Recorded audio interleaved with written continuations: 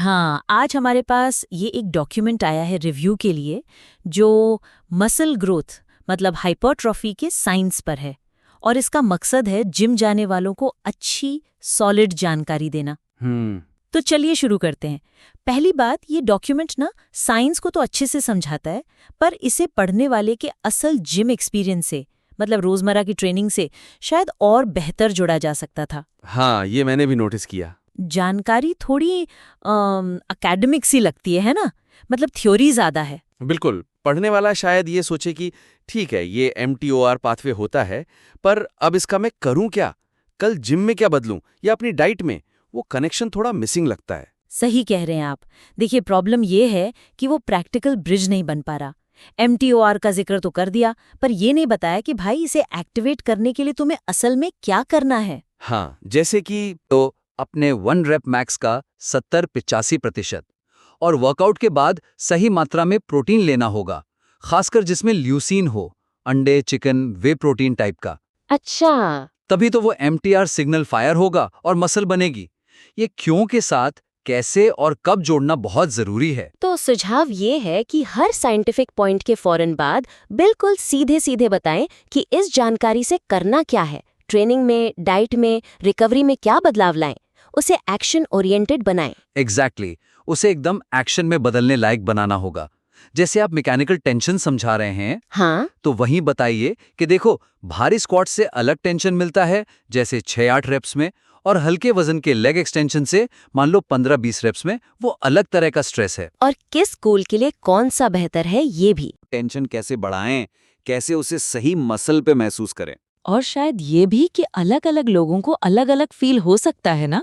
मतलब किसी को भारी वजन से ज्यादा कनेक्शन मिलता है, किसी को ज्यादा रेप्स से पंप अच्छा लगता है। हाँ, ये बहुत अच्छा पॉइंट है। उदाहरण देते समय ये भी बता सकते हैं कि अपने शरीर को कैसे सुनें, समझें कि टेंशन सही जगह हिट कर रहा है या नहीं। एक्सपेरिमेंट करने को कहें। सही कहा।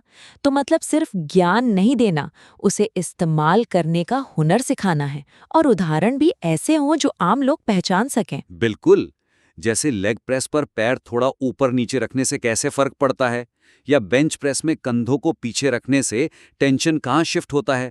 छोटी छोटी प्रैक्टिकल चीजें। थियोरी को सीधे एक्सरसाइज और फॉर्म से जोड़ना। ठीक है, तो पहला पॉइंट क्लियर है। साइंस को प्रैक्टिकल बनाओ, जिम फ्लोर तक लेकर आओ। हाँ जी। अब दूसरे पॉइंट पर आते हैं।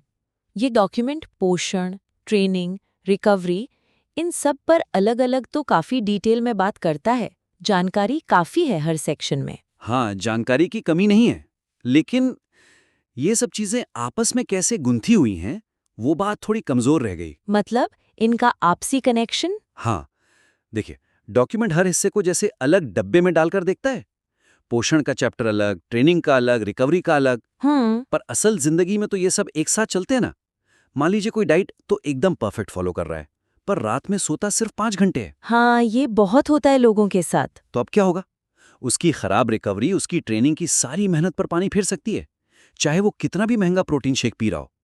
ये कनेक्शन दिखाना जरूरी है। और लोग अक्सर यही सोचते रह जाते हैं कि मैं सप्लीमेंट ले रहा हूँ, डाइट सही है, जिम भी रोज जा रहा हूँ, फिर रिजल्ट क्यों रुका हुआ है? बिल्कुल, और जवाब शायद छुपा हो उनकी नींद में या उनके स्ट्रेस लेवल में, जो सीधे हार्मोन्स और रिकवरी को बिगाड़ रहा है। डॉक्यूमेंट को ये एक सिस्टम की तरह दिखाना चाहिए, जैसे गाड़ी के पुर्जे। एक ढीला हुआ तो पूरी गाड़ी की परफॉर्मेंस डाउन। तो सुझाव क्या है यहाँ? सेक्शन के बीच में कुछ लिंक्स डालें? हाँ बिल्कुल, छोटे छोटे ब्रिज या कनेक्टिंग पैराग्राफ डालें। साफ साफ दिखाएं कि कैसे एक एरिया में कमी दूसरे एरिया की प्रोग्रेस को रोक सकती है, या कैसे एक जगह सुधार करने से दूसरी जगह भी बूस्ट मिलता है। इसे टुकड़ों की लिस्ट जैसा नहीं, बल्कि एक जुड़े हुए सिस्टम की तरह पेश करना है। एग्जैक्टली, जैसे जब आप रिकवरी और हार्मोन्स वाले हिस्से में नींद की बात कर रहे हैं, हाँ, तो वहीं पर सीधे लिंक करें कि भाई अगर लगातार 6 घंटे से कम सो रहे हो तो ग्रोथ हार्मोन तो गिरेगा ही, साथ में कॉर्टिसोल स्ट्रेस हार्मोन बढ़ेगा। ओके। और ये बढ़ा हुआ कॉर्टिसोल सीधे जाकर सेलुलर लेवल वाले सेक्शन में जो मसल प्रोटीन सिंथेसिस MPS समझाया है उसे ब्लॉक करेगा। ओहो, मतलब पोषण सेक्शन में जो प्रोटीन खाने के फायदे बताए हैं वो भी कम हो जाएंगे। बिल्कुल, ये लिंक बनाना क्रिटिकल है। पाठक को समझ आएगा कि अरे सिर्फ प्रोटीन खाने से बात नहीं बनेगी, सोना भी ढंग से पड़ेगा। एक और उदाहरण हो सकता है ट्रेनिंग वॉल्यूम और कार्ब्स का। हाँ, बढ़िया पॉइंट है। ट्रेनिंग सिद्धांत में जब वॉल्यूम, कितने सेट्स वगैरह की बात हो तो उसे सीधे पोषण से जोड़ें। समझाएं कि अगर आप हाई वॉल्यूम ट्रेनिंग कर रहे हैं, मान लो एक मसल के हफ्ते में 15-20 सेट, जो आजकल काफी कॉमन है। हाँ, तो आपको कार्बोहाइड्रेट्स भी ज्यादा खाने पड़ेंगे, जैसे 4 से 6 ग्राम प्रति किलो बॉडी वेट। क्यों? ताकि मसल्स रिकवर हो सकें, ग्लाइकोजन वापस भर सकें। नहीं तो क्या होगा? नहीं तो ना आप उतना वॉल्यूम झेल पाएंगे, ना मसल्स ग्रो करेंगी, परफॉर्मेंस भी गिरेगी, ग्रोथ भी रुकेगी। ये इंटरकनेक्शन दिखाना जरूरी है। ये वाकई सोचने वाली बात है। लोग अक्सर ट्रेनिंग बढ़ाते जाते हैं पर ये नहीं सोचते कि क्या उनकी डाइट और रिकवरी उसे सपोर्ट कर पा रही है।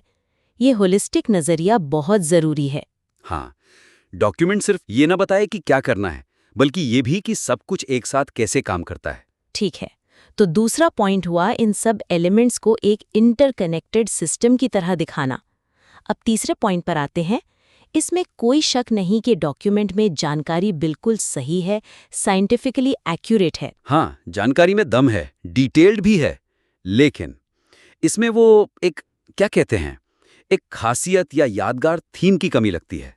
मतलब कुछ ऐसा जो इसे बाकी गाइड से अलग बनाए। हाँ, अभी ये मसल ग्रोथ के साइंस का एक बहुत अच्छा पर सीधा-साधा कलेक्शन लगता है। उपयोगी है, नो डाउट, पर शायद पढ़ने के बाद दिमाग में न टिके, क्योंकि ये बातें फिटनेस स्पेस में बहुत बार कही जाती हैं। इसमें कोई सेंट्रल कहानी या कोई रूपक या कोई ऐसा सवाल नहीं है जो पाठक को पकड़े रखे। हाँ, हो सो रोटवार फलक फैक्टरवा हल्का है। जानकारी मिल गई, पर उसका निचोड़ क्या है, उसे याद रखने का हुक क्या है, पढ़ने के बाद दिमाग में क्या रह जाता है, सिर्फ अलग-अलग फैक्ट्स या कोई एक बड़ा आइडिया। तो यहाँ सुझाव क्या होगा? एक सेंट्रल थीम या हुक डेवलप करें जो पूरे डॉक्यूमेंट में एक धागे की तरह पिरोया हुआ हो। ये कुछ भी हो सकता है। जैसे कोई आम मिथक पकड़ लें, क्या मसल कंफ्यूजन सच में काम करता है, और फिर सारे सिद्धांत उसी के इर्द गिर्द बुने।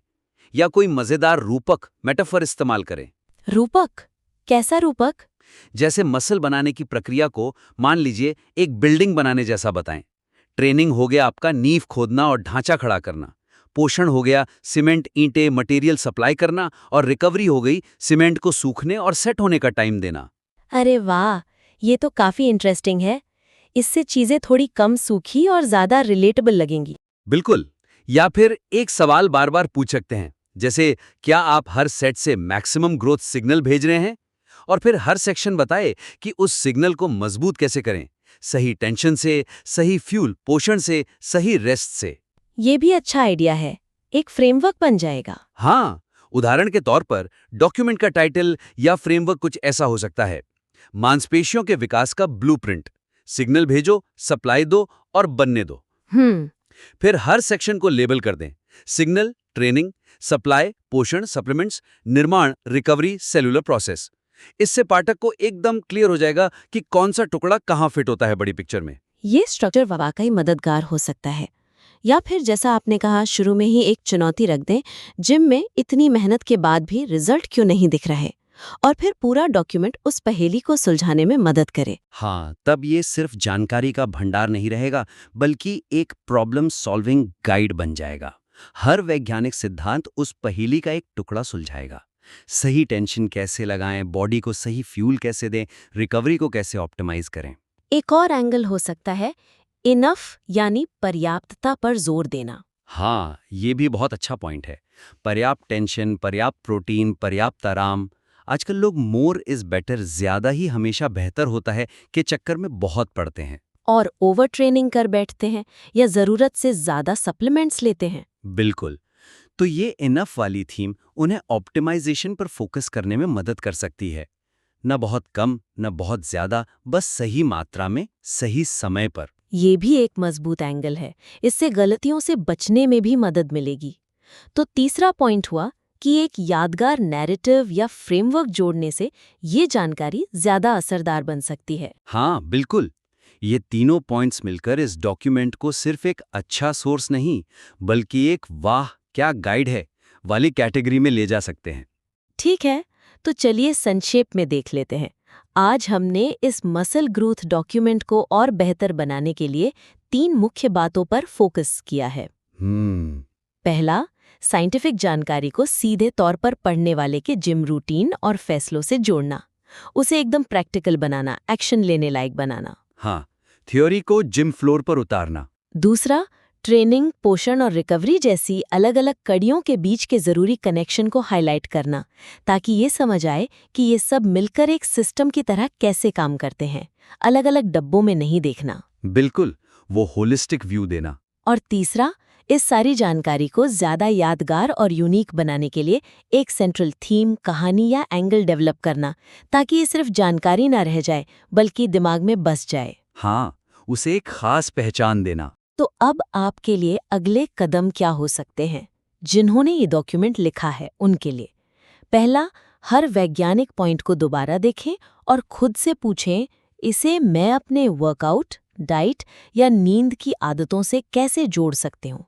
इसका मेरे लिए असल मतलब क्या है? हाँ, वो सो व्हाट वाला सवाल। दूसरा, अपने प्रोग्राम के अलग अलग हिस्सों, जिम, किचन, बेडरूम को अलग अलग देखने के बजाय ये सोचने की कोशिश करें कि ये एक दूसरे को कैसे प्रभावित कर रहे हैं, कहाँ तालमेल बिगड़ रहा है और कहाँ एक दूसरे को सपोर्ट मिल रहा है। वो इंटरकनेक्शन मैप करना। और तीसरा, इस पूरी जानकारी को एक ऐसे फ्रेमवर्क या थीम में ढालने पर विचार करें जो आपके लिए सबसे ज्यादा रेजोनेट करता हो। शायद आप आम गलतियों को सुधारने पर फोकस करना चाहें, या ऑप्टिमाइजेशन की प्रक्रिया पर, या शायद वो ब्लूप्रिंट वाला आइडिया या इनफ वाला कॉन्सेप्ट आपको अच्छा लगे। जो भी थीम चुने, उसे पूरे डॉक्यूमेंट में कंसिस्टेंटली फॉलो करें। हमें उम्मीद है कि ये चर्चा आपके लिए उपयोगी रही होगी। अगर आप इन सुझावों के आधार पर अपने डॉक्यूमेंट में बदलाव करते हैं, तो हमें उसे दोबारा देखकर और फीडबैक देने में बहुत खुशी होगी। हाँ, बिल्कुल। देखते हैं ये कैसे इवॉल्व होता है।